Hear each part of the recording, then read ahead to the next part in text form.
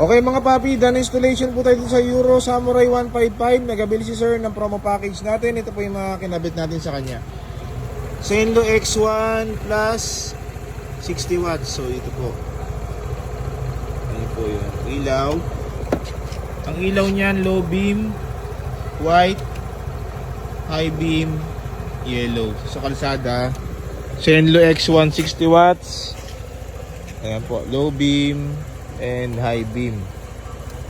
Okay. Sa switch, ito po yung gamit natin, XL 3-way switch. Sa ilalim. Sa passing, naglagay tayo rito, no? Ay, nag-tap tayo sa passing switch niya. So, passing, low beam, passing, high beam, passing. Okay. Sa busina ni Sir, Seger 50F. Dual disc horn. So, stock horn selector, yung na rito. Kilo switch. Pag nakapatay, nagamit stock, then rapid switch, Seger horn, rapid. Ayan. Okay mga paps, so kung nagustuhan nyo yung ganito mga promo package natin, mag-PM lang po sila sa page punta dito sa Scooteristas online shop. Maraming salamat po.